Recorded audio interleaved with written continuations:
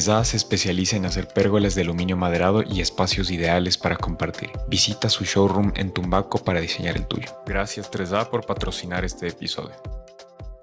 Bienvenido Pablo, gracias por aceptarnos la invitación y por abrirnos el espacio de acá de la oficina. Como ya saben todos, siempre empezamos con una presentación. Para la gente que no te conoce, Pablo, ¿cómo te presentas? Bueno, soy Pablo. ¿Veo acá la cámara? Sí, ya, donde sea. En realidad es una conversación acá. Chévere. Bueno, soy Pablo Jaramillo. Me gradué aquí en la Católica de Arquitectura y hice mis estudios en el exterior de diseño avanzado computacional en Londres, en la UCL. Y también acabé de terminar la última maestría en diseño computacional avanzado con inteligencia artificial en el IAC, que es el Instituto de Estudios Avanzados de Arquitectura de Cataluña, de la UPC, si no estoy equivocado. Genial, o sea, eso como una pequeña introducción chiquita. Has estudiado en algunos lugares. Sí. Bueno, siempre mi idea fue salir desde el principio. Dije, me encantaba la arquitectura acá, pero sabía que había algo más. Y empecé a investigar un montón para ver dónde, como que alinearme a lo que a mí me gustaba. Y encontré la Bartlett al principio. Y no quería entrar en otro lugar que no sea la Bartlett. Y ahí me centré y dije, como que aquí voy a entrar. Genial. Pero volvamos un poquito más atrás, porque ya nos hablaste un poco de estas inquietudes que tienes arquitectónicas, pero ¿cómo te enamoras de la arquitectura? ¿Cómo llegas a estudiar arquitectura? Yo odiaba arquitectura.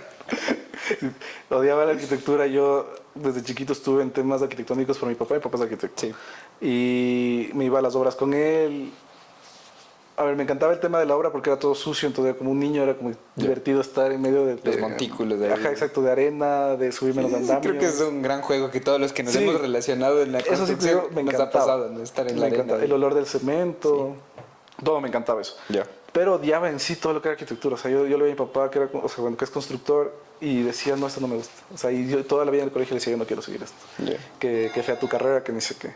Entonces estábamos en cómo llegas a la arquitectura, en tu padre, en la obra. Como te decía, odiaba, pero me encantaba el tema obra. O sea, realmente estar ahí en la obra, para mí era como una sala de juegos, realmente. Sí. Y como siempre me gustaban las alturas, me subía todo el tiempo en los andamios, que mi papá, en ese tiempo cuando éramos pequeños, hacía más que nada cubiertos. Y era todo en el centro histórico, cuando el centro histórico era un desastre. O sea, era muy peligroso y todo. Y no sé si has visto la cubierta que está ahorita donde es el IMPU, que es justo donde era antes del Fonsal, que queda en medio de lo que es la alcaldía y no me acuerdo el otro edificio. Ahí pasábamos, cuando era chiquito pasábamos con mi hermano todo el tiempo. Mi papá está haciendo la cubierta, la de vidrio que está ahí en el medio, y pasábamos alrededor de eso. Y era el Fonsal, y como tenía bastantes amigos mi papá, prácticamente pasábamos en las oficinas de ellos.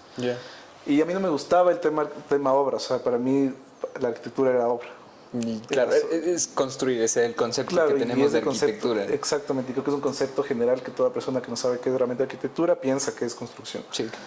Y yo veía eso y decía, no me gusta, que no sé qué. Y mi papá es típico arquitecto de la leva de la edad de él, que el tema constructivo es de trato fuerte con los maestros, que se llevaba súper bien también con los maestros a la vez. Sí. Era padrino de todos los hijos de los maestros. Hasta ahorita tiene un montón de hijados de los maestros. Pero yo veía eso y decía, no tengo el carácter para esto. O sea, realmente mi carácter no me da para ser arquitecto. Entonces, de chiquito siempre, la tibia que te preguntan como que quieres ser de grande. Yo decía, todo menos arquitecto. Cualquier cosa menos arquitectura. Y después, bueno, ya me gradué del colegio, me fui de intercambio. Y cuando me gradué del colegio mi idea era seguir medicina y en el intercambio también hice prácticas de medicina. Estuve en todo el año y medio que estuve de intercambio haciendo ya el último año todo lo que eran... Bueno, me metieron en una práctica. Cuando en Alemania tienes lo que son los practicums, que es antes de que sigas la carrera, te meten a hacer algo en relación a lo que vas a seguir para ver si es realmente tu carrera. Me parece hermoso realmente. Y estuve trabajando en un hospital, bueno, en una clínica de un doctor que hacía abscesos, o sea, quitaba abscesos, era también obstetra, que también era traumatólogo, entonces había un todólogo de ahí. Y me gustó, pero no me encantó. O sea, las horas largas de trabajo, porque era parado más de 12 horas, o sea, ahí sentí realmente lo que era dolor de pies. Y dije, no. Y me regresé acá, no sabiendo qué mismo hacer. Y como sabía ya, bueno, ya en Alemania aprendí alemán, perfeccioné el inglés y estaba aprendiendo francés, entonces dije, voy a coger algo relacionado con idiomas. Entonces me metí y me iba a meter a negocios internacionales de la EAI, que de la Católica, Y justo cuando yo vine, yo no pude inscribirme para los que entraban en septiembre, sino tenía que entrar para los que entraban en enero. Ya. Y al momento que iba a escribir, me dijeron que no, que la carrera de LEAI se abría cada año. Entonces tenía que de ley inscribirme en septiembre. Ya. Y dije, ni fregando pierdo más tiempo. Yo llegué 19 años acá y dije, ni fregando pierdo más tiempo. Y después me dijeron, no, pero sigue economía y después de rivalidas y te cambias de LEAI en septiembre. Dije, ok. Cuando yo me voy a escribir para economía, me dijeron, ¿por qué no te inscribes en una materia fuerte? Porque supuestamente antes había las materias de primer, o sea, las carreras de primer grado y las carreras de segundo grado. Ya. Que las de primer grado eran típicas, las convencionales de arquitectura, medicina, derecho y no me acuerdo otras más. Y las de segundo grado son las de productos, diseño de productos, otras ingenierías que no eran la ingeniería civil, como administración de empresas, economía y todas estas materias, estas carreras. Entonces dije, chut. Y me dijeron, te recomendamos que apliques una de primer grado porque con el primer grado puedes revalidar para cualquier otra materia. Ya. Entonces apliqué arquitectura. No sé por qué. Quería aplicar a medicina también, pero tenía que esperar también para septiembre, que se abría anualmente. Entonces dije, bueno, me escribí en arquitectura y de ahí me escribí en segundo grado economía y no me acuerdo qué otra más. Idiomas. Y bueno, ya probé. Y de ahí dije a mis papás como que, bueno, entro, o sea. Y mi papá se reía porque me decía, no querés arquitectura. Ajá. Entonces dije, solo era porque primer grado y derecho sí negado. Entonces dije, bueno, la cosa es que entré, iba a entrar en enero y dije, no, me voy a esperar 6 meses para ver realmente si quiero esto. Pero ya tenía el cupo, entonces dije, ok, me espero para septiembre. Si no mismo quiero en septiembre, me cambio ya a medicina o a LEAI. Me iba a inscribir a economía y dije, bueno, voy a seguir 6 meses de economía. Y a lo que voy a escribir en economía, a la secretaria me dice como que, qué chévere que te guste declinado para acá, que ni sé qué, inclinado, perdón. Y de ahí me dijeron, no puedes rivalidar, porque yo puse la opción de rivalidación de materias. Yeah. Y me dijeron, ya no está conectada LEAI con economía. Y dije, ¿y ahora? Y me dijeron, sigue idiomas, porque puedes seguir idiomas y eso sí está conectado a algunas materias para LEAI. O sea que igual voy a entrar desde el primer semestre, pero vas a rivalidar, por ejemplo, ya no tienes que dar inglés, claro, o francés, o cualquier idioma que hayas entrado. Y dije, bueno, ya seguí idiomas. Seguí idiomas 6 meses, seguí francés y alemán para perfeccionar. Y después, cuando yo iba a entrar, me dio una pereza hacer nuevo el examen de ingreso. Bueno, cuando ingresé para arquitectura, cuando iba a entrar en enero, estuve tercer puesto. Entonces tenía muy buen puesto, tenía una buena nota. Y después cuando entré, revalidé mi nota y dije, ya voy a entrar a arquitectura. Entré a arquitectura por eso. Primer semestre para mí fue chéverazo, me encantó. O sea, dije, esto es diferente a lo que yo entendía por arquitectura. Yeah. Y me quedé. Prácticamente yo me quedé ahí. ¿Y qué te gustó de la arquitectura? ¿O tema diseño. Ya era como que... O sea, para mí el diseño fue lo mejor. O sea, realmente sí tenía entendido que íbamos a topar tema de construcciones. Y sabía lo que me estaba metiendo porque lo único que dijeron mis papás es como que puedes probar un semestre, pero el segundo ya no. O sea, prueba lo que tú quieras, pero no vas a estar perdiendo, cambiándote carreras todo el tiempo. Era la condición, entonces dije, ok, si me quedo, me quedo. O sea, si ya me quedé segundo semestre, me voy de largo. Y en primer semestre me tocó con Juan Carlos González en taller. Yeah. Y empezamos a ver un montón de temas. Al principio era dibujo tipo puntillismo, o sea, representaciones gráficas. Después empezamos a ver temas de escultura y cómo transformar de escultura a arquitectura. Y era la explicación de qué es o sea, cómo se diferencia la arquitectura de la escultura. Yeah. Representación del arte. Y ¿Pero te gustaban esas Claro, materias? Siempre me gustó el tema artístico, siempre, eso sí es algo que desde pequeño me gustaba, o sea, me encantaba dibujar, la típica que te dicen, pero... Es factor común. Factor común, pero en todo caso, sí, o sea, sí influye, pero... Yeah. Tema maquetas, porque empezamos a hacer maquetas, o sea, maquetas con papel, hicimos un tótem, me acuerdo, para representar lo que habíamos visto, no creo si era en el centro o en Guápulo. Ya. Que en Guápulo, y esa abstracción de tus ideas, de lo que percibiste un espacio y abstraerlos a algo que tú puedas prácticamente expresar, lo que tú entiendes por ese espacio, eso me gustó. Y porque tenía un montón de cosas en mi cabeza y nunca supe de pequeño cómo sacarlas. Claro, cómo y encontré como un medio. Entonces fue el medio lo que realmente me atraía. Porque obviamente si escribes, es tu idea representada en escritos y muchas personas te van a entender, otras personas no te van a entender. Pero hay algo que todo el mundo entiende, que es prácticamente lo que ve. Entonces, si tú o sea, tú te representas al 100% todo dentro de algo, lo que vayas a hacer, la gente lo puede entender, o no lo puede entender también, pero Claro. lo van a apreciar en todo caso. Pero ya estás haciendo como este proceso de tratar de digerir tus ideas y de Exacto. sacarlas. Exactamente, entonces ahí encontré el medio de esto. Ya. Y eso fue lo que me enamoró. O sea, realmente después de eso dije, ok, sí quiero. Y al final del semestre me acuerdo que hicimos algo que había que hacer sistemas, o sea, que la parte porque vimos Mondrian y también vimos Oteiza, y de la escultura de Oteiza había que hacer algo arquitectónico. Ah, lindo. Estuvo chéverazo, o sea, Sí, sí, sí. de ver que, me acuerdo que mi escultura era una escultura medio en C, y era como que darle vueltas por todo lado para ver cómo hacíamos el Hacer un arquitectónico. espacio. Y de ahí empezamos como que a ver un montón de sistemas. Y justo coincidentemente un compañero había hecho lo de las jeringas y yo había hecho, o sea, en la parte del colegio habíamos trabajado con jeringas y sistemas hidráulicos y dije como Ya. que, lo voy a conectar, lo voy a copiar en ese punto. Entonces fue como que meter sistemas móviles de que con jeringas movías un espacio y bla, bla, bla. Y dije, chéveras, o sea, también, Ese es Taller diseño básico 1, ¿verdad? ajá, taller 1. Ya. Esta la unión de sistemas con tema de espacio más de escultura fue como que dije, ok, es chéverazo, o sea, me encantó. Sí. Y de ahí dije, ya me quedé, y de ahí me quedé. Y entonces empecé a apreciar la arquitectura de otra forma, no la parte constructiva. Después, en cambio, con ese O sea, tema de los en ese sistemas, punto ya entendiste que la arquitectura no no es era solamente construcción. construcción. Exacto, ahí dije como que eso no es solo construcción. Ya. Y era lo que siempre mi papá me decía cuando era pequeño, esto va más allá de la construcción. O sea, Ya, lo que pero no estás entendías viendo- por qué, porque para ti él Nunca pasaba me- en obra siempre. Exacto, ni siquiera me dio el interés de saber por qué. Ya. O sea, yo veía eso y decía, no, no me gusta. Ya. Y entonces dije como que no, ok, aquí... después de eso, del segundo semestre, empecé a entender que esos sistemas tienen que construirse. Si quieres que realmente el mundo, o sea, la gente lo utilice. Y ahí dije como que, ok, estoy entendiendo la construcción dentro de la arquitectura. Y lo primero que dije, cuando ya seguí después, fue deconstrúyete mentalmente, olvídate de todos esos prejuicios que tenías y empieza realmente a entender. Ya. Porque antes de aprender, yo creo que tienes que entender lo que vas a aprender, porque si no, no vas a aprender bien. Y empecé a entender un montón de cosas. O sea, empecé a leer, empecé a... Uno de los primeros libros que nos dieron en el primer semestre fue... ¿Cómo se llama este? No es la Oda a la Sombra, Elogio a la Sombra. Ah, claro, sí, sí, gran libro. Es cortito, muy digerible. Y Sí, creo que es- súper lindo, o sea, para leer súper lindo, o sea, súper chiquito. Como tú dices, súper chiquito, pero muy interesante. O sea, fue El Elogio a la Sombra, después de empezar, mi papá me regaló un montón de libros. Uno, eso era, no me acuerdo el nombre del libro, pero era algo de la mano que piensa. Era La mano que piensa, que era prácticamente como de la parte imaginativa pasas al boceto. De ahí tenía, bueno, toda la librería de mi papá. Siempre me dijo como que coge todo lo que quieras de ahí y lee. linda biblioteca. Sí, y esa es la de la oficina. Mi papá tiene en la casa toda una librería llena de libros de arquitectura. Entonces empezaba a ver, no tenía que leerlos todos, eso me dijo, yo tampoco me he leído todos.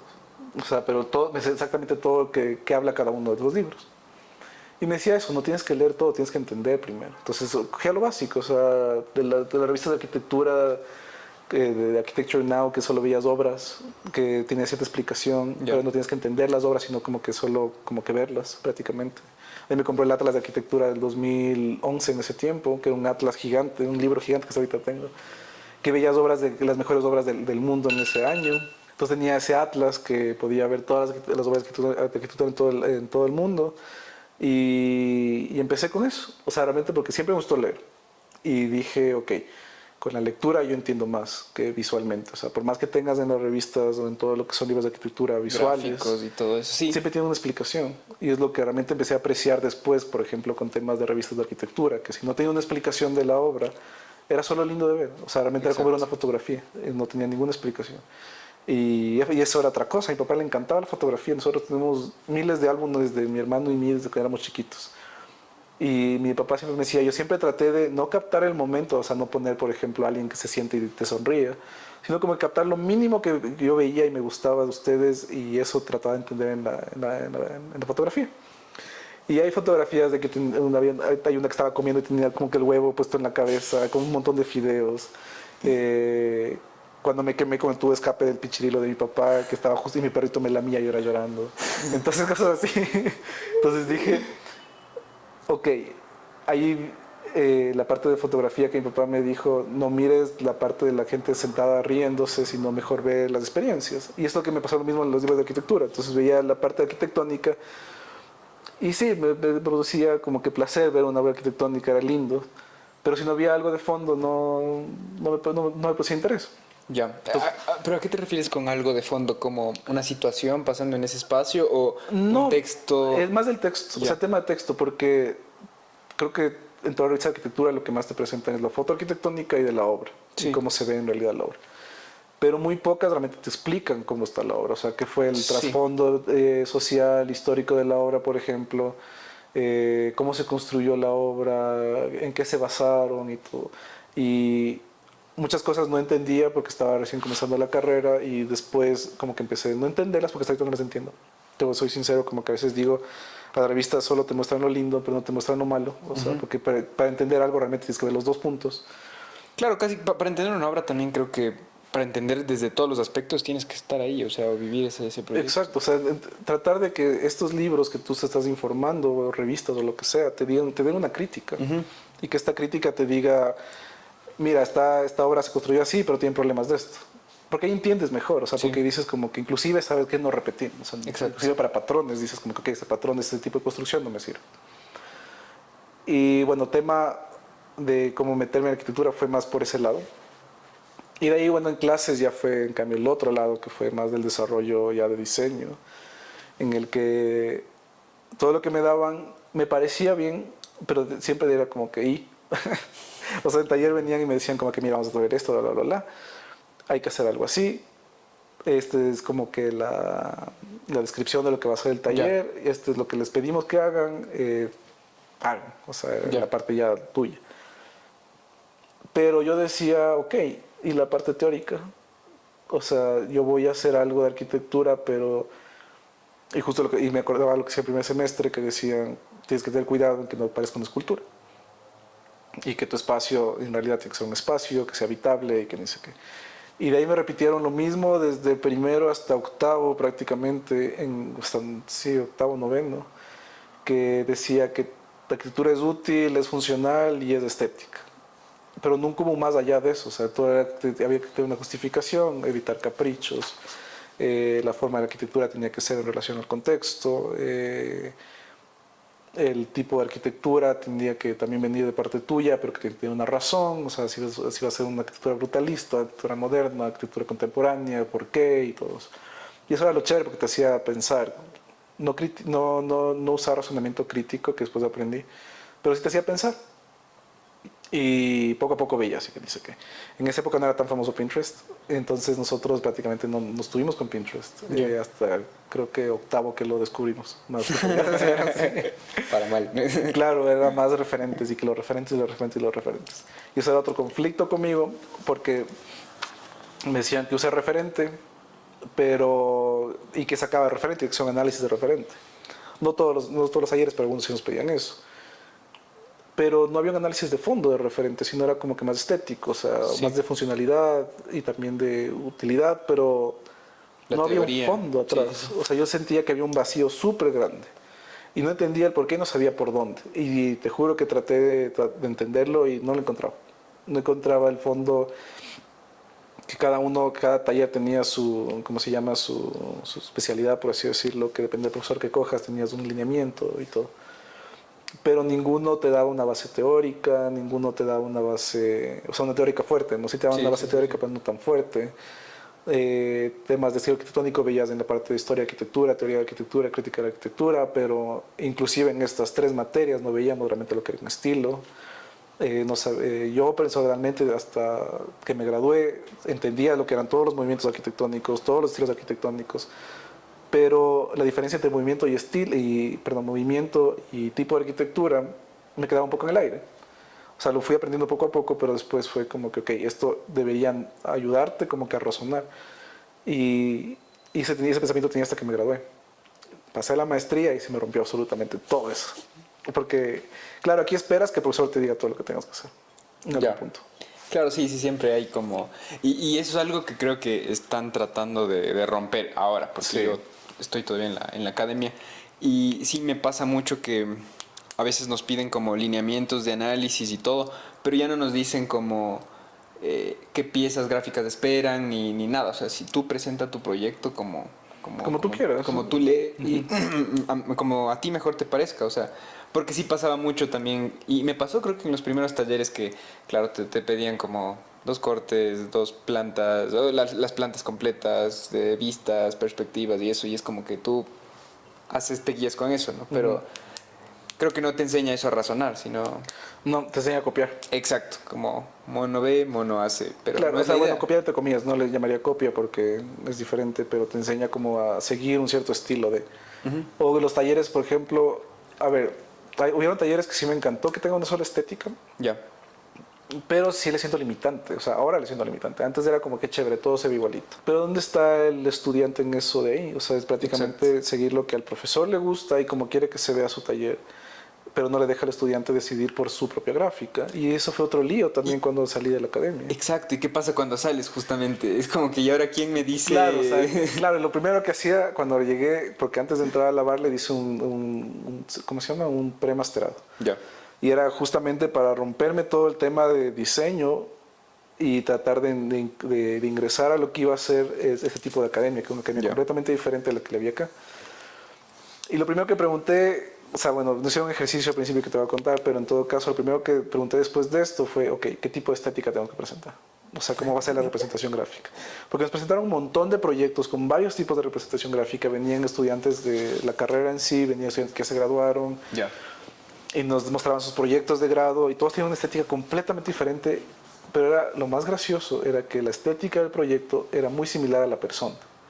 O sea, tú veías reflejada la persona dentro de su estética. Ya. Y que era, me parecía algo súper loco porque hasta la forma de vestir, ponte los colores que llegaron, me acuerdo que hay 2 chicas que llegaron vestidas muy similar a su presentación y no creo que haya sido o sea, premeditado porque era algo tan Inconsciente. inconsciente Sí.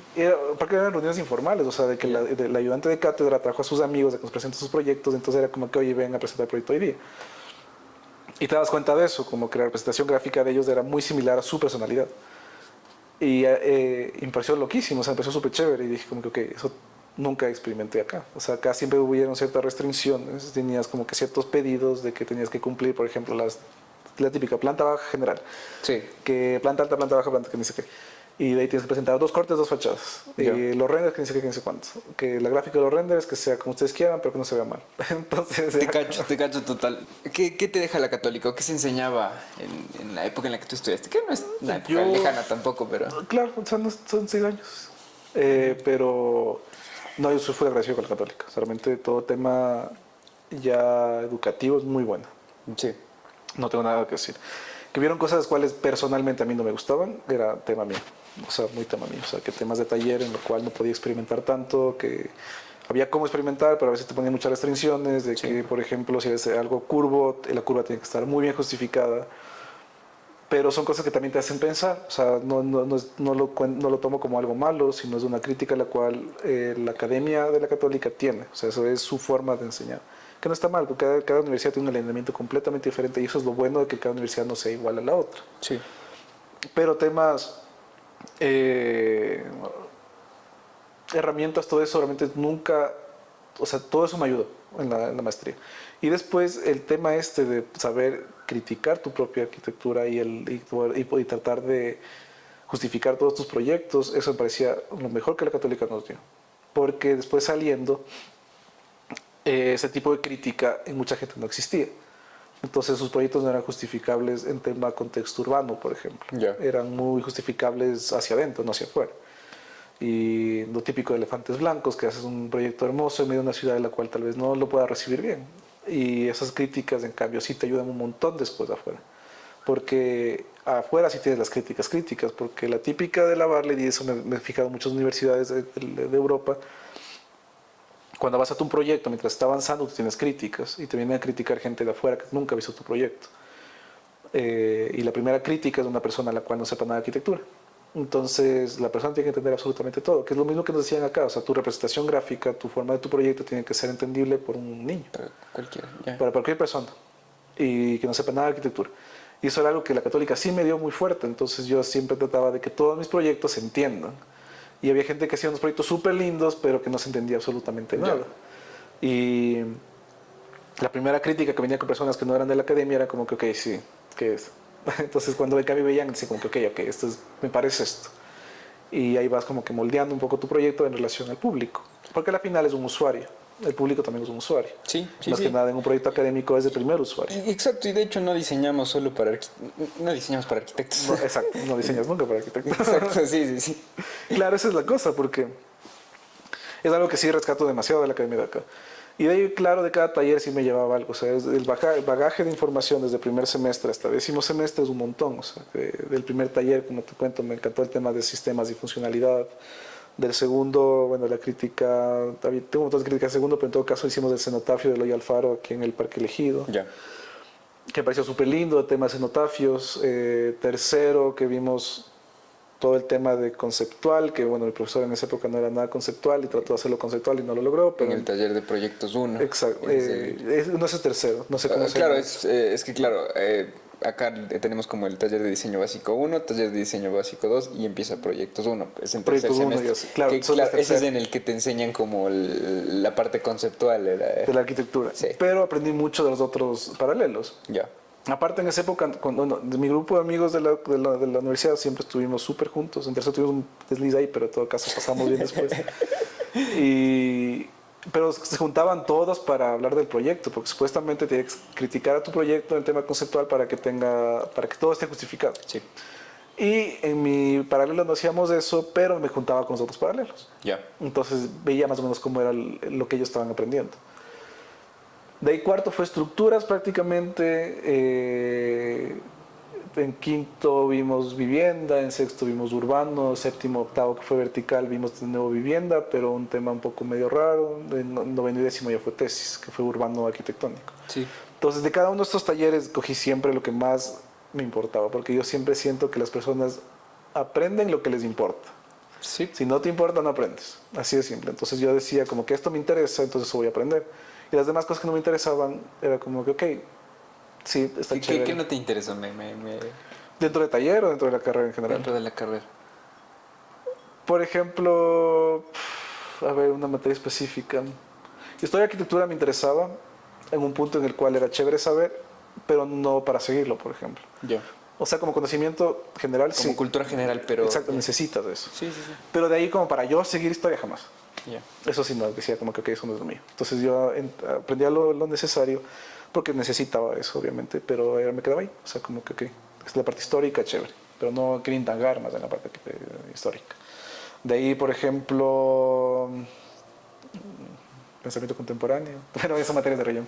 Sí, esas materias de relleno ahí. Claro, o sea, no sabría decirte específicamente qué. A ver, tema de dibujo. Ok, tema de dibujo, representación gráfica.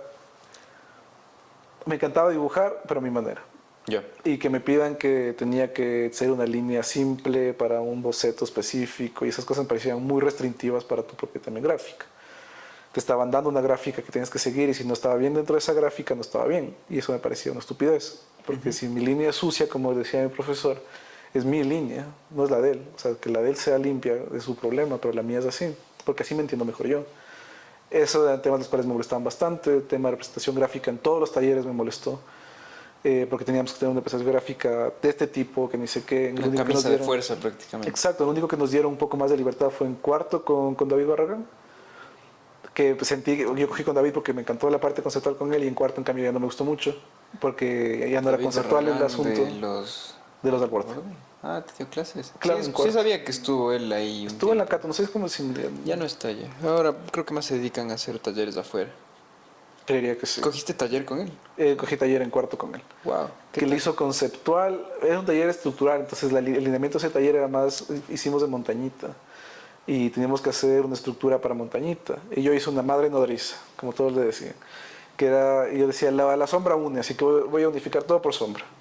Entonces era una cancha llenita de una cubierta y mi proyecto era la cubierta y cómo hacer sostener esa cubierta. Ya. Entonces era un tema estructural muy conceptual en el cual siento que la estructura es algo muy, muy cerrado en temas conceptuales, porque a ver, mi concepto es que todo se eleve y por gravedad todo se va a caer, entonces obviamente ya se va mi concepto. Pero puedo elevarle de otras formas, obviamente, pero creo que la estructura en ese sentido tiene que ser un poquito más rígida. Sí. O sea, es algo que va a sostener algo. Entonces, por ese lado, no creo que la parte conceptual debió haberse unido con ese taller. Pero me gustó todo el trasfondo conceptual de todo eso. Ya. Y la representación gráfica igual nos dijeron, como, o sea, David nos dijo como que hagan lo que ustedes quieran. Nos dio un montón de como ejemplos de cómo, o sea, que se vea a la final de representación gráfica. Entonces fue en el taller en el cual un poquito me sentí más libre. Ya. Y de ahí los demás tenían lo mismo. O sea, en sexto teníamos que hacer toda la misma gráfica por el tema urbano, o sea, todo tu grupo. En séptimo, octavo, que fue con Kenny, tienes que hacer la misma gráfica que al Kenny le gustaba, que era blanco y negro, que me encantó. Solamente no me quejo por tema gráfico, sino me quejo porque tenías que hacer eso. Noveno y décimo prácticamente fue tesis, entonces ahí sí fue la gráfica que tú quieras. En décimo, mi lámina de décimo me encantaba porque le hice todo con Photoshop y dije yo quiero hacer solo Photoshop, como pintar ahí mi lámina y ya, eso me encantaba. Lindos. Entonces dije ya, ok. Entonces son temas de estos los cuales te digo que en tema de bagaje no los cogí. O sea, porque no me servían. O sea, tema gráfica para mí dije, ok, nunca me gustó mi gráfica en general de los talleres. Siempre sentí que era un impuesto, entonces no quiero. Entonces lo dejaba atrás. Y trataba de aprender otras cosas. Entonces te digo, como que el bagaje de cada uno de los talleres fue necesario para mi tipo de aprendizaje. Porque si no me importaba, simplemente no lo aprendía. ¿Con qué profes sientes que te marcaron en el tema arquitectónico? Que te Tema arquitectónico aquí en Ecuador, difícil. A ver. Claro, hablamos del Pablo de ahora, ¿no? Que... Ajá, Pablo, a ver, cuando me ahí está difícil, claro. ¿Cuándo te graduaste? Pablo se graduó. Me gustaba mucho la Gaby Naranjo. Nunca estuve con ella, pero me gustaba mucho el tema de taller de ella. El Héctor Paredes, el César... Se me olvidó el apellido. No me acuerdo el apellido, pero César. ¿Quién más? Los de Alborde en su tiempo. Lo que tuvimos con el David y José María. Bueno, José María no es de Alborde, pero en todo caso José María Pero también. es la línea. Exacto. José María era amigo de mi papá, entonces también un poco más fácil la comunicación. Nunca tuve con él tampoco. Nunca no te dio clases, José No, María. nunca cogí con él. ¿No le buscaste o más bien? No, en tercero fue mi error no haber cogido con él. Pero querías, o no sabías. Sí, ahí me dejé... Nunca te dejé llevar por nadie, por más que sea tu papá. Y me pidió que coja con otro profesor, o sea, no me pidió, pero me dijo como que te recomiendo, me recomendó y fue mi peor taller. Tercero sí fue el peor taller que tuve en toda la carrera. Ya. Primero porque este man no tenía ni idea de la parte conceptual. Segundo, me sentí súper frustrado en todo el taller. Casi me quedo en ese taller. De hecho, me pasé con las justas. Nunca recibí una crítica en relación a mi proyecto. Más bien es diferente criticar que juzgar. Entonces era como que más me sentía juzgado del que veía y decía, yo no hubiese hecho esto. Creo que la diferencia está en que no justifiques... Exacto, porque la crítica del man caiga no en era... una cuestión de gustos nada más y no me gusta. Exactamente eso. Entonces, y me decía, estás mal. Y yo preguntaba como que, ¿en qué? O sea, como que dime que estoy mal para poder rectificar. Me decía, no estás mal, que investiga más. Y lo peor que me pueden decir eso porque yo investigo un montón. Empiezo a investigar un montón, que ni sé qué, ni sé cuánto, y me desviaba un montón del tema. Y hay ciertas cosas que después aprendí que el trabajo autónomo no significa que tienes que investigar todo y tratar de traer algo, sino el trabajo autónomo es decir, tienes un lineamiento que tienes que cumplir, porque es obviamente ¿cómo se llama? El que te pide el taller. No voy a hacer un edificio si me piden una casa. Y la restricción de la parte del trabajo autónomo es en relación a la crítica. Si yo cojo y te presento todo mi trabajo, es para que tú me critiques y como tutor me digas, estas son las cosas que funcionan y estas cosas que no funcionan. Sí, te cacho. Y no funcionan por esta razón. Pero no que vengan a decirte como que te vienes a traer la maqueta, o sea, bueno, en esa época era hacer maqueta y maqueta y maqueta tras maqueta, y decir no sirve. Entonces no me dices nada. Exacto, por ahí no va y nada más. O sea, exacto, o sea, y después en tercero que decían que nada es bonito, sino todo es interesante. Que es otra cosa que me frustraba full porque yo decía, a ver, si es algo lindo, es lindo. O no, temas arquitectónicos no va a ser lindo, sí, entiendo. Sí, el adjetivo creo que aquí es tabú. Exacto, es full tabú y dicen como que todo, si va a quedar chévere es interesante. Exacto. O funciona, o cosas así. Y te quitan la parte humana. Al final, siempre va a ser humano. Sí, cuando te mueres no te sigue el arquitecto. Entonces, la parte humana es directamente sentir y decir como que esta parte... Está lindo, sí, deberíamos me siento bien viendo esto. De hecho, deberíamos quitarnos hasta el miedo. Claro, sí, puedo decirme que esta parte me gusta porque se ve bien, me gusta, está lindo. Entonces y mi papá también era el mismo, decía, no es lindo, que es interesante. Entonces, si mi papá me dice esto, que se graduó 10 años antes de que yo nazca, mientras unos 5 o 6 años antes de que yo nazca, Y me dicen esto a mis 23 años, significa que en 23 años la academia sigue siendo exactamente igual. Sí, no hemos... Exactamente igual.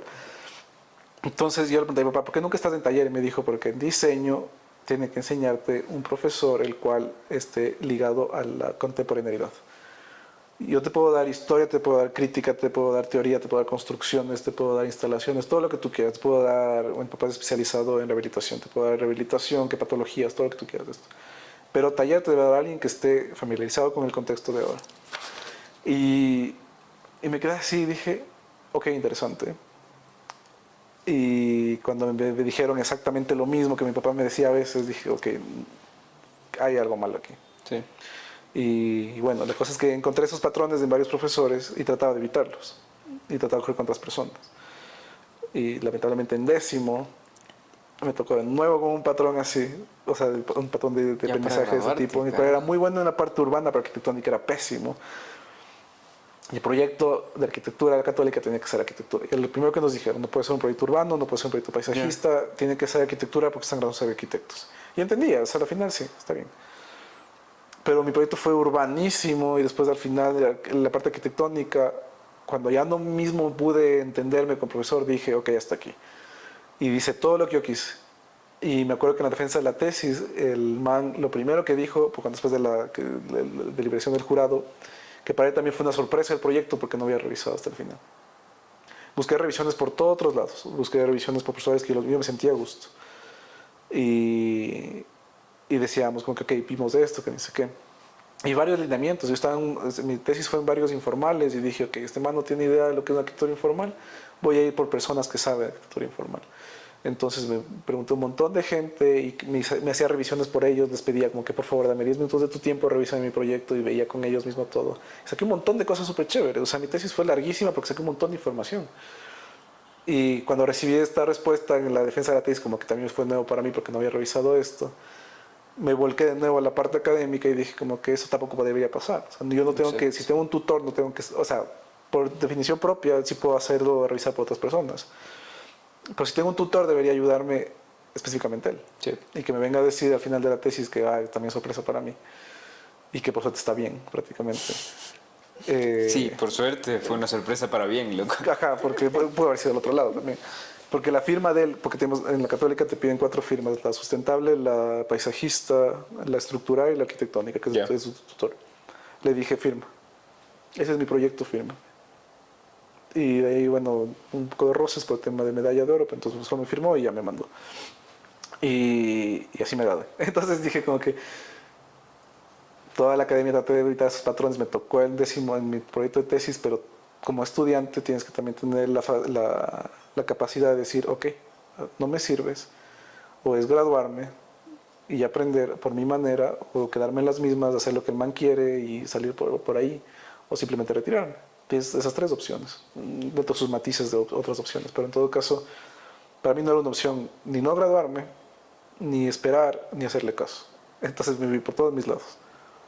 Y claro, mis compañeros decían como que me moría de las ideas y me decían, ¿con quién te hiciste revisar? Y como que me hiciste revisar con tal persona. Entonces me dijeron como que, bueno, ya. Entonces, hacía todo el tiempo. Entonces yo no iba a veces a clases de taller porque sabía que no iba a aprender nada ahí. Oye, ¿y qué mejorarías de la academia? No sé, bueno, no estás cerca ahorita de la academia como tal. Estás en planes de dar clases y todo eso. Ojalá. ¿Qué hubieses mejorado? ¿Qué crees que te faltó aprender? Crítica, fondo. Tienen una materia de críticas. Tenemos crítica arquitectónica, pero... A ver, la una que me sirvió un montón fue la que tuvimos con Jim Manja. Súper buen crítico. Tema arquitectónico. Ya. Muy americanizado, para mi gusto. Esa es mi crítica de la materia. Pero muy bueno, o sea, realmente aprendí un montón. Teoría y crítica, que era la materia que nosotros teníamos, la única que me sirvió. Me van a matar bien los profesores de esto. Les vamos a etiquetar, de hecho. Es mi punto de vista. Y de ahí tuvimos ¿cómo se llama? Una clase con Peter, no me acuerdo el apellido, Heisman. No estoy seguro del apellido, perdón, pero no me acuerdo del apellido. Muy bueno también. Y de ahí de historia, como te dije, nunca me interesó mucho la historia de arquitectura, pero me encantaba saber de dónde salen las cosas, porque creo que es el fondo de todo. Las mejores clases que tuve con historia fue con Asha Yarina. y que de hecho fue mi lectora de tesis. Fue buena igual, no tuve ningún problema. Me enseñó a escribir. Ya. Eso fue algo que así rescato un montón, que me enseñó a escribir de nuevo. Y bueno, las críticas que nosotros teníamos eran muy puntuales. O sea, que en ese semestre veíamos, por ejemplo, que en Eugene vimos todo el tema de Frank Lloyd Wright y Rascacielos de Nueva York. Ya. Entonces eran muy puntuales, o sea, no te daban la capacidad para poder criticar otras obras. Claro, claro, porque son de todas formas obras tan criticadas y Exacto. qué tal algo un poquito más asentado a la realidad. Lo bueno de él es que nos hacía leer un montón y eso me encantaba. Un montón de varios tipos de cosas como que para entender cómo era la crítica, o sea, cómo tienes que criticar. Más que nada criticarte a ti mismo. Ya. Oye, ¿nunca tuviste clases con tu papá? Sí, full. Tuve Wow, construcciones, ¿qué tal es esa instalación. experiencia? Es chévere, ¿En chévere. serio? Sí, o sea, a ver, primero, tema académico, o sea, ya hablando seriamente padre e hijo, que están en tu misma clase. Puede que no suene tan ético, pero lo que yo siempre pedí, les pedí a los directores de carrera, en ese caso, no me acuerdo quién era, creo que era la Patricia Castro, si no me equivoco. A la Pati Castro lo que le pedí es que mi papá no me califique, porque por ética no me parecía correcto que mi papá me califique. Y de hecho ellos decían que no, que de hecho no me podía calificar. Siempre tuve calificadores externos. Y eso fue chistoso porque coincidentemente tuve buena nota con él y se fueron a quejar, diciendo que era mi papá y que tuve buena nota. Y ¿Quién se quejó? Unos compañeros míos. No jodas, qué feo ambiente de Sí, compañeros. claro, yo me llevaba súper bien. Y sí, me llevo bien. No saben que yo sé. Ya. No saben que yo sé que criticar. Porque el profesor que me calificaba, que era Electrito Sánchez, me dijo, ve, me vinieron a decir que te pusieron la nota a dedo prácticamente. Y él era el que me calificaba. Él había sido el escogido para calificarme. Y con Electrito, porque también se llevaba con mi papá, yo me llevaba súper bien y me vino a contar. Entonces dije, como que no importa, o sea, ¿qué voy a decir? O sea, ¿qué?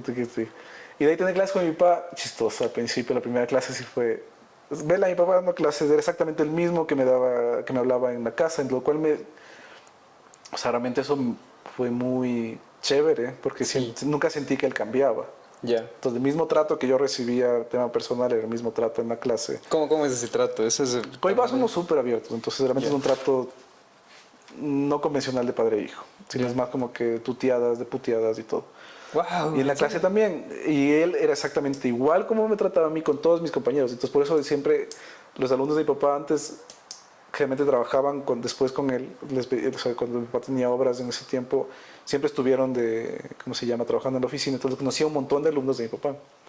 Y siempre decían, tu papá es cabreadazo, la típica, pero en cambio es un amor de persona. Es como que súper bravo cuando haces las cosas mal, pero es porque realmente te están enseñando. Y así es en la casa. Sí, en la casa igualito, entonces yo decía como que ya les entiendo. Y claro, en la clase fue exactamente lo mismo, o sea, era chévere, el único que más confianza, y me acuerdo una vez porque le encanta hablar igual que a mí, y me acuerdo que una clase se extendía demasiado y era como que a los 10 minutos de receso se fumaba un tabaco. Y le escribí un papel como que receso. Entonces era como que solo se reía y me mandaba fuera. Y cosas así, o sea, igual si tenía que decirme no hables en clases, era no hables en clases. Pero le enseñas a mi papá como era más tema de construcciones. Sí. Yo aprendí absolutamente todo de mi papá en construcciones hasta el día de hoy y en esa clase únicamente reforcé todo lo que más me dio. En la parte teórica, porque en la parte práctica siempre estuve con él. Claro. Y lo bueno de él es que siempre las clases de él no eran clases únicamente teóricas, no era un PowerPoint de slides que te decían como que esto es tal, que era la mayoría de veces que teníamos instalaciones allá, sino cogía y nos llevaba las obras de él, o una obra de un amigo, y habían profesores que hacían exactamente lo mismo, que me parecía súper chévere. Entonces ahí empecé a entender de nuevo la construcción. Como te dije, quería reinventar ese precepto que tenía en mi cabeza y vivirlo por mí mismo. Y cuando ya estuve ahí dije como que ok, sí es diferente a lo que yo tenía pensado. Ya ver tu proyecto construido es una cosa completamente diferente a simplemente estar ahí en construcciones y como un niño ver y decir que eso no me gusta. Entonces eso fue lo que cuando ya estuve en clase con mi papá reinventé. Claro. Y siempre cogí con él. Lo bueno es que siempre tuve buenas notas, entonces yo podía escoger a los profesores. Y ya venía mi papá y cogía con él. Bacán, o sea, yo diría, no sé, Luis Servido o algo así. No, le oía, a ver, ¿en qué le oí? Cogí una construcción, nosotros tenemos 5 construcciones. Ya. Solo una vez cogí con él. Los demás 4 sí cogía. Y aparte me decía, no cojas conmigo, o sea, coge con otra persona. Tienes que aprender otros puntos de vista. Ya. Y cogí con las otras 4 con otras personas. De ahí en instalaciones, mi papá es un capo por instalaciones. O sea, mi papá cuando era pequeño me contaba que él fue plomero y mi abuelo era plomero y él trabajaba con él. Entonces Entonces, prácticamente en instalaciones además había un montón. Entonces, sí quería aprender las primeras instalaciones con él y después, en todo caso, ver después otras personas. Patologías de ley, papá. O sea, ahí sin... no miento, patologías yo por no... A ver, no cogí con mi papá, sino cogí con otro profesor. Pero al final de esa clase era mi papá, entonces me da igual. Ya. ¿Y qué más cogí con él? Bueno, eso. O sea, prácticamente Oye, fueron las da que más bastantes cogí. clases tu papá, ¿no? Todo relacionado, me imagino, con estructura. Todo tema, con- tema construcción. Todo Ya, tema ya. construcciones. Eso y investigación. También la investigación. Sí, daba investigación, pero relacionado a temas históricos, o sea, patologías de, ¿cómo se llama? De edificaciones patrimoniales. Ya. Era ese tipo de investigación. Porque cada investigación tenía igual un lineamiento. O sea, depende del profesor, te hacían ver, por ejemplo, yo con Silvia había investigación en temas de innovación, entonces eran completamente diferentes. La investigación, lo bueno de la investigación es que puede ser en todo lo que tú quieras, entonces ningún tema está mal. Claro. En ese tema lo que tienes que aprender es a investigar, no a aprender del tema, sino lo neto de esa clase es que tú sepas La metodología y la metodología de trabajo y todo eso. Te cacho. Entonces eso daba mi papá, daba un montón de clases. Wow. Pero Claro, y nunca estuvo- taller, nunca taller. ¿Por qué? O sea, no Nunca le entiendo. gustó, o sea, taller dijo, a ver, me acuerdo que daba taller de diseño arquitectónico interior en la UDLA. Ya. Él daba taller y tesis, pero porque eran temas más igual constructivos, no entiendo muy bien lo que daba allá, nunca le pregunté realmente. ¿Ya no estaba en la UDLA? No, salió de la UDLA y de la Católica, después se fue Ah, a ya la no está UTE. tampoco en la Católica. No, mi papá salió de la Católica Estuvo en- me hasta contó Landra que mi estuvo. 10º semestre. Ya. Cuando yo me gradué ya se salió. Claro, estuvo más de 20 años. Luego estuvo en la Católica. Dice- Perdón, en la UTE. En la UTE se jubiló prácticamente. Ya. Porque bueno, dio en la Internacional, dio en la UDLA, dio en la Católica. Y de ahí creo que bueno, mi papá daba clases en la UDLA antes que en la Cato, si no me equivoco. Porque como me acuerdo que una vez cuando salí del colegio me fui a la UDLA de la Colón, cuando era en la Casa Vieja. Sí, sí, sí, sí. Y ahí daba clases mi papá. Y creo que ahí entró recién cuando yo estaba en un quinto curso, más o menos, cuarto, quinto curso del colegio. Entonces tiene un montón de trayectoria académica. O sea, Claro, le realmente- gustó dar clases a todos. Sí, toda la vida. Siempre le gustó. ¿Y a ti? A mí también me encanta y eso creo que sí cogí de él, Sí. lamentablemente. ¿Quieres dar clases entonces? Sí, sí quiero. Me muero de ganas. O sea, realmente estoy viendo la oportunidad. Y con todo lo que sé ahora que vamos a conversar, digo, es tan necesario, pero tan necesario, que estoy solo esperando el momento que me digan, ya ven, para coger de una. Sí, sí, sí, porque esto creo que está... O sea, y ya vamos a ir hablando de mejor empecemos. Cuéntanos un poco de tu maestría. Bueno, mi primer máster, como te conté, era en la Bartlett, fue en la UCL. Siempre en pregrado dije, ok, quiero hacer algo diferente. Ya. Y no sabía en qué.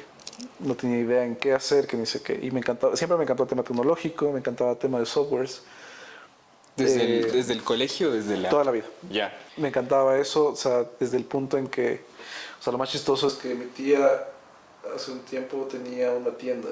Ya. Y ahí creo que empecé como que tema tecnológico, por más tonto que suene, pero desde ahí comencé. Tenía una tienda y me encantaba hacer las cuentas. Realmente solo trabajé unas 2 veces con ellos, o sea, fui una vez de la tienda y todo.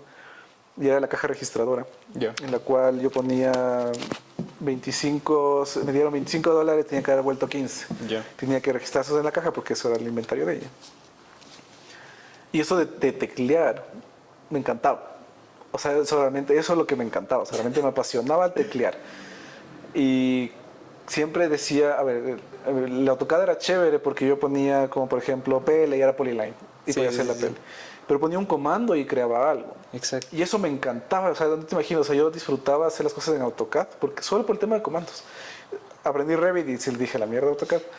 Y claro, hasta ahorita uso Revit, pero en Y- todo caso era eso, poner un comando y que algo se cree. Entonces el Reino igual te cayó al dedo. Claro, fue un anillo al dedo, porque bueno, Rhino aprendí en la maestría, no en el premaster. Porque en el premasterado lo primero que fue era romper la parte de diseño. Ya. Entonces, el primer trabajo que nos hicieron hacer en el premasterado era como que creen algo. Ese esquicio del que El hablábamos. que te conté esa vez. Fue, literalmente nos dijeron, creen algo. Ya. Eso fue todo el brief que nos dieron. Fue, creen algo y a partir de esto les vemos después. Era 16 horas metido en esa clase sin saber qué carajos hacer y cada uno. 16. Bueno, sí, 2 días, 16 horas. Pero tienes que dormir un ratito. Pero prácticamente todo el mundo se quedó hasta las 2 de la mañana ese día. Entonces fue... Porque las revisiones te dicen como que mañana a las 10 de la mañana, por Ya. ejemplo. Y ya.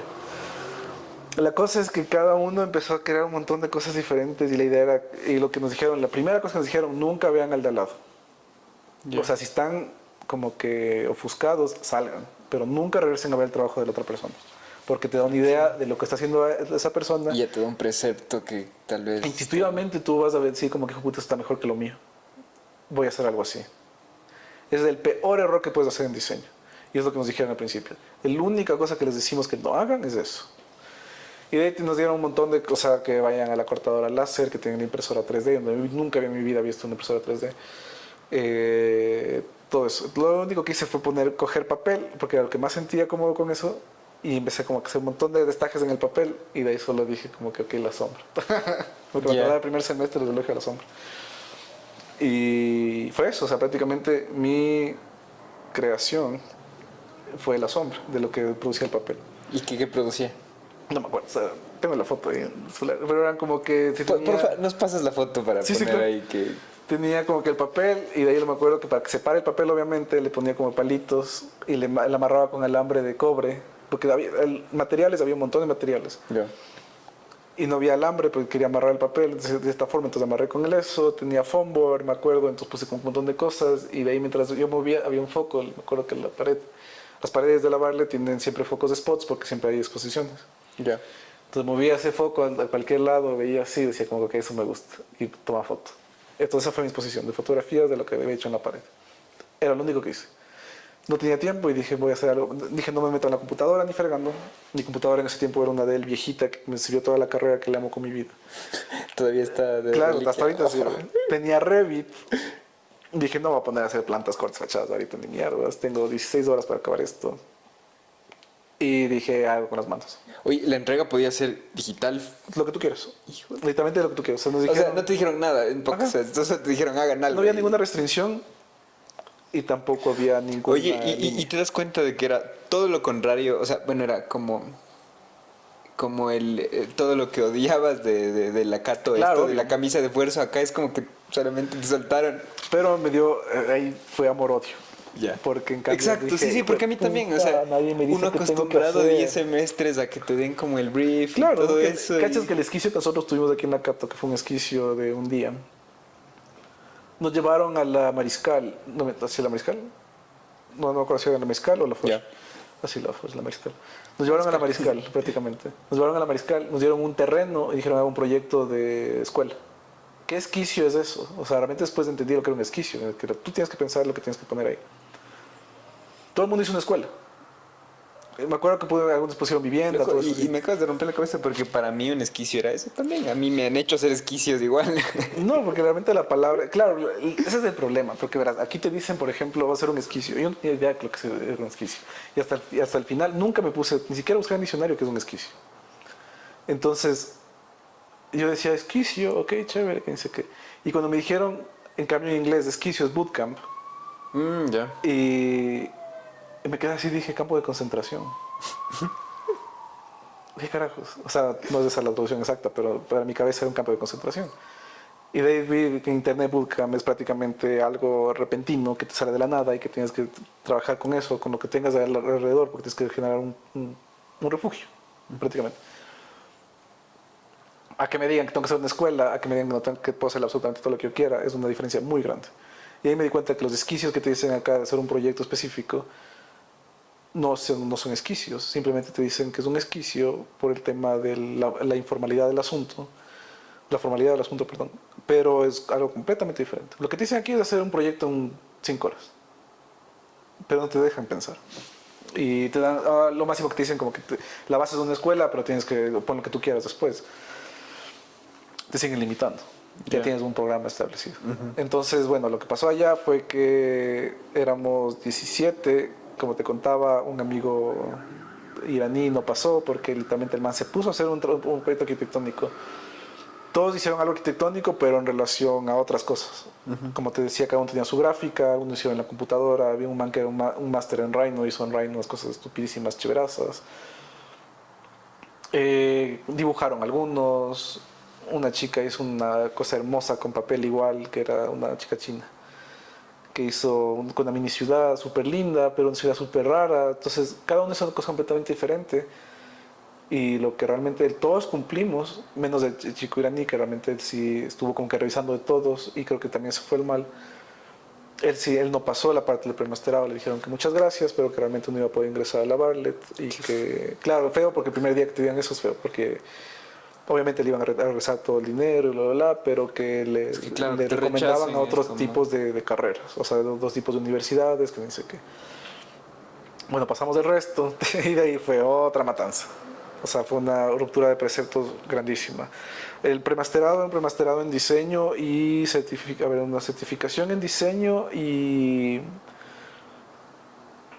pensamiento crítico y, ¿cómo se llama la otra parte? Investigación hacia la arquitectura en general. Ya. Investigación pura. Que Entonces, eso te sirve para tu maestría, ¿no es cierto? lo que pasa es que la Bartlett, sí, era netamente para la Bartlett, porque la Bartlett tiene una base teórica súper fuerte. Tu proyecto, tu base sustentable del proyecto no es una sustentabilidad, no es una sustentación en tema de forma, utilidad ni estética. O sea, no dices como que, por ejemplo, mi volado aquí es por por tal esto, cosa. ya. Tu proyecto tiene que estar sustentado teóricamente en un montón de cosas aparte. O sea, por ejemplo, contexto histórico, contexto social, contexto urbano, descontextualización urbana también puedes hacer, contexto narrativo, narrativa política, social, narrativa interventiva, que era prácticamente si tu proyecto en cambio era un proyecto de descontextualización. En el caso, por ejemplo, dices voy a hacer un mega edificio en medio de la ciudad porque qué ciudad se destruye.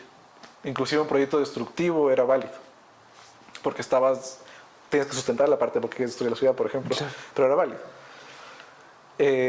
Tenías dentro del pensamiento crítico, dentro de la parte sustentable, tenía que ser primero tienes que saber qué era un critical thinking, que estoy ahorita no cacho bien qué es, pero tenía que tu proyecto ser proyecto crítico, que no tiene que ser lógico, tiene que ser crítico, que es diferente al pensamiento lógico.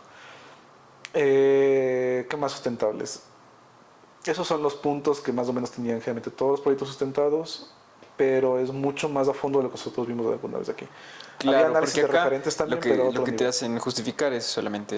Tema esas- forma, que es la arquitectura, a ver, lo que se justificar nosotros era tema urbano, que debe estar contextualizado, tema fachadas, que porque la fachada está así, tema materialidad, si vas a utilizar material visto, algo que acá también me conflictó, era que le llamaban brutalismo a cualquier tipo de material visto, y eso es un término muy mal usado, como arquitectura brutalista, bueno, cosas así. O sea, tema estructural también tienes que sustentar y todo. O sea, ahondar un poco más en la teoría, creo. Sí, pero otro nivel. O sea, realmente Sí, ahí sí, se sí, fue o sea, otro. Porque la primera parte de la justificación de tu proyecto, la que tenías que escribir, era tu justificación personal. Y era fuertazo eso porque no sabías qué decir de ti mismo.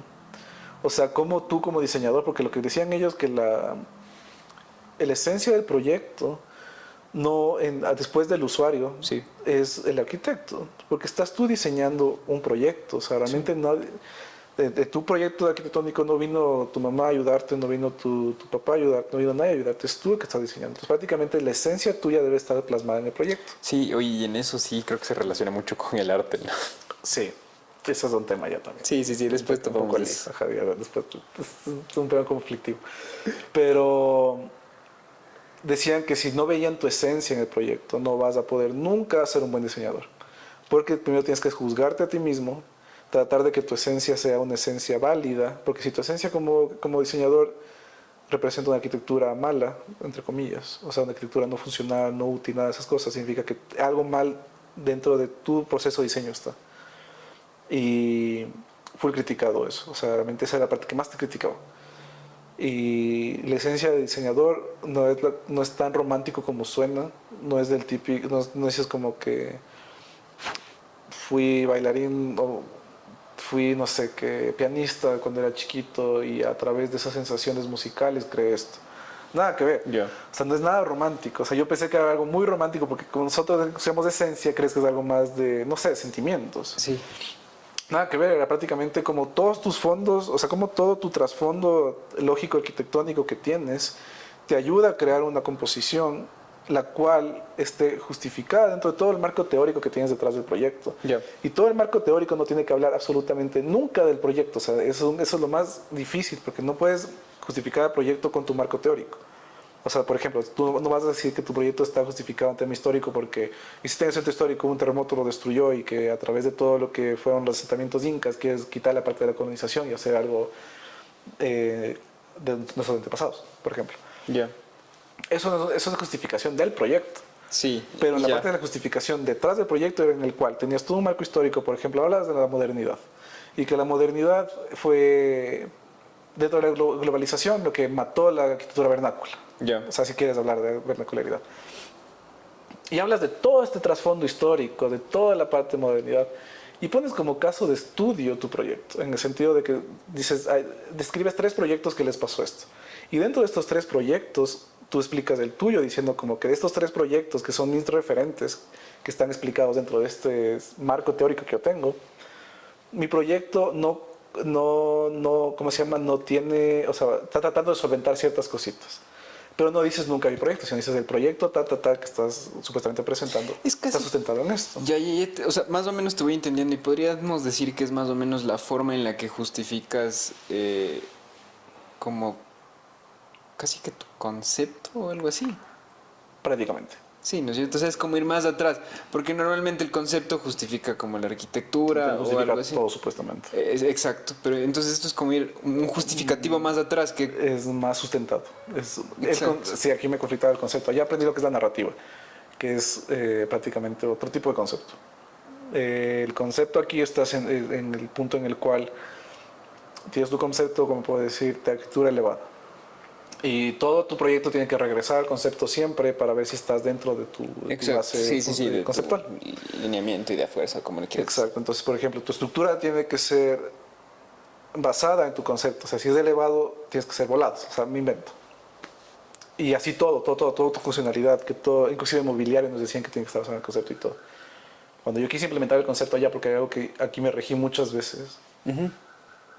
¿Por qué ese concepto? Claro, me dijeron, ok, sí, chévere, pero ¿y?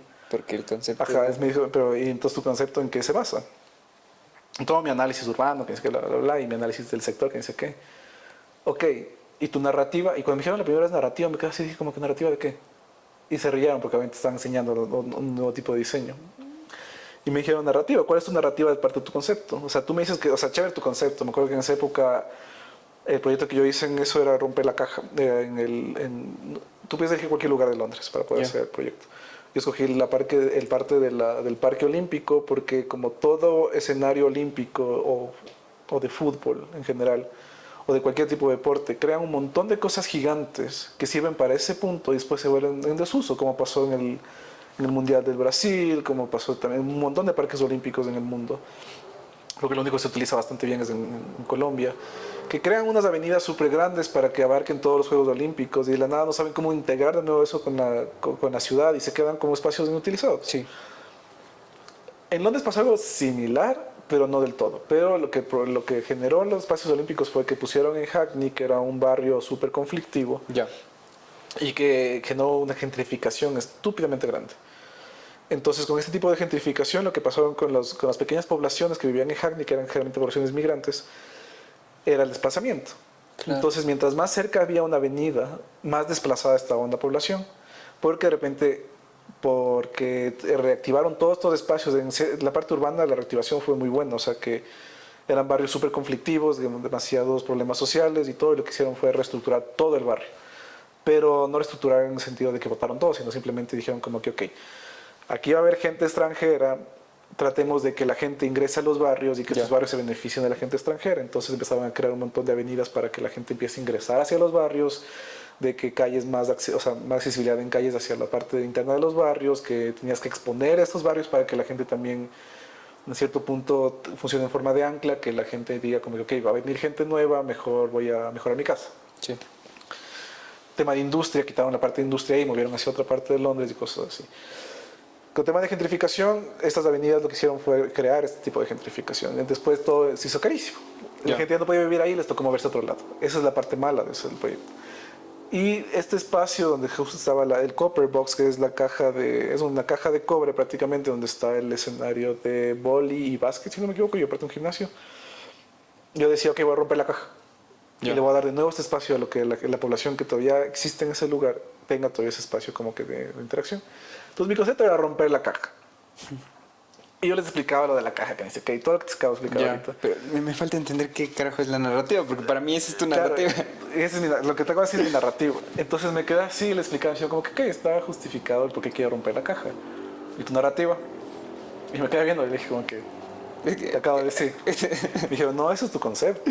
Me dice, es lo que tu concepto, es lo que todo lo que tú acabas de decir es la justificación de por qué tu concepto. Ya. Pero ¿qué pasa con la narrativa?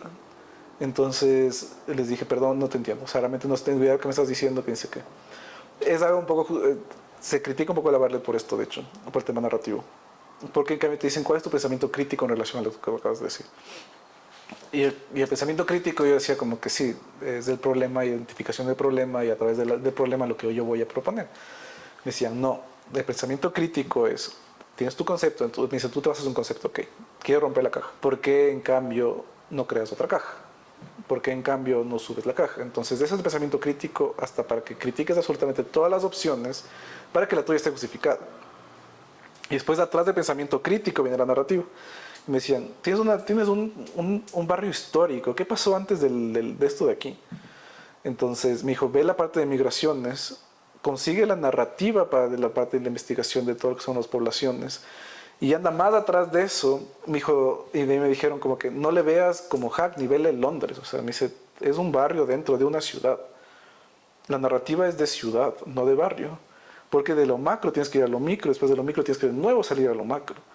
Porque obviamente aquí no, me dice, tú vives ya aquí, estás viviendo ahorita aquí. ¿Qué te has dado cuenta de los barrios de Londres? Yo decía como que, me siento muy inclusivos, por ejemplo. O sea, ¿Inclusivos? Que ajá, como que hay un montón de poblaciones en los barrios, en algunos, no todos. Y me decían, ok, ¿cómo formó Londres la inclusividad?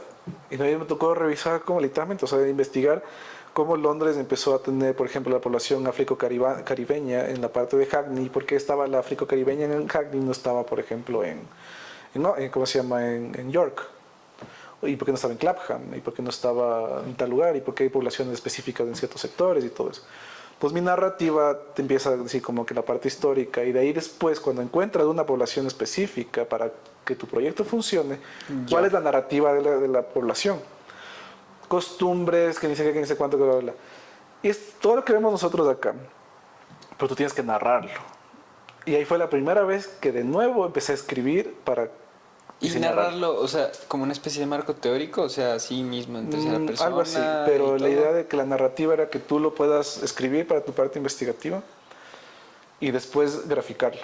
Y era pasar la parte de lo escrito a la gráfica. Y había unas gráficas, por ejemplo, que nos enseñaban que era, bueno, la mía específica, te puedo contar que tengo 3 cuadrados de los cuales cojo diferentes tipos de tradiciones de la parte cultural de esta población específica y cada uno tiene ciertas partes de la tradición. Entonces ahí veo elementos arquitectónicos, como por ejemplo la fogata. Todo lo que es tema de fogata en poblaciones africo-caribeñas, que era todo el tema de lo que se llamó aquí quilombos, ya tenía otro nombre. Todo este tema. ¿Y qué formaba? O sea, ¿qué se formaba alrededor de esto? Y todo eso tienes que poner en gráficas súper explícitas, en las cuales, por ejemplo, si ves una fogata, ves gente alrededor, pero ves la arquitectura detrás, cómo se forman estas interacciones. Tema carnaval en ese punto. Y después un poco más resiliencia, era el otro, y el otro no creo que era. Y cómo transmite, esa es tu narrativa visual. Porque estás explicando todo un proceso dentro de una narrativa visual. Y ves y dices como que, ok, sí, y ese es tu referente propio.